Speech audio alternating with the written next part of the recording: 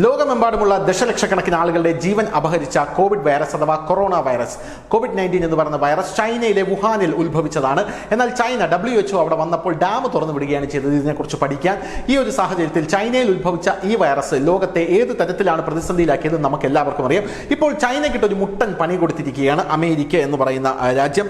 എന്തായാലും ഇപ്പോൾ അമേരിക്കയിലെ US ഫെഡറൽ കോടതി കണ്ടെത്തിയിരിക്കുന്നത് ഈ കോവിഡ് വൈറസിൽ ചൈന 100% കുറ്റക്കാരാണ് എന്നുള്ളതാണ്. ഇതിനായി ചൈനയ്ക്ക് $24 ബില്യൺ പിഴയാണ് ഇപ്പോൾ ചുമത്തിയിരിക്കുന്നത്. കോവിഡ് മഹാമാരിയുടെ വസ്തുതകൾ മറച്ചുവെച്ചതിനും ലോകത്തെ തെറ്റിദ്ധരിപ്പിച്ചതിനും സംരക്ഷണ ഉപകരണങ്ങൾ പൂഴ്ത്തിവെച്ചതിനും ചൈന കുറ്റക്കാരാണെന്നാണ് വെള്ളിയാഴ്ച കേസിൽ ഫെഡറൽ ജഡ്ജി വിധിച്ചിരിക്കുന്നത്.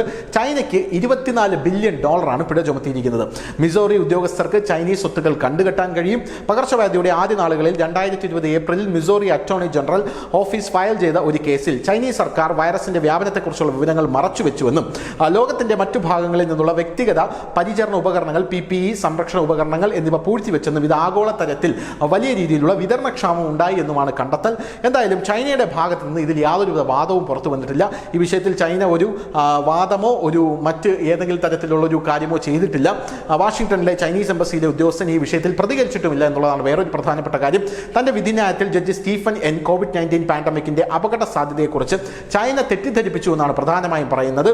എന്തായാലും PPE ഉപകരണങ്ങൾ പൂഴ്ത്തിവെച്ചുകൊണ്ട് കുത്തക നടപടികൾ നശിപ്പിച്ചു എന്ന് പറയുന്നു.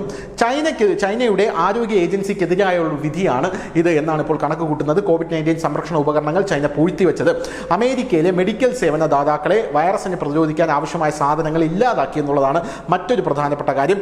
കോടതിയിൽ ഹാജരാകാൻ ചൈന വിസമ്മതിച്ചു എന്നുള്ളത് നമുക്ക് ഇതിനോട് ചേർത്ത് വായിക്കേണ്ടതാണ്. ചൈന കോടതിയിൽ ഹാജരാകാൻ വിസമ്മതിച്ചതായി Missouri attorney general Andrew Bailey പറഞ്ഞു.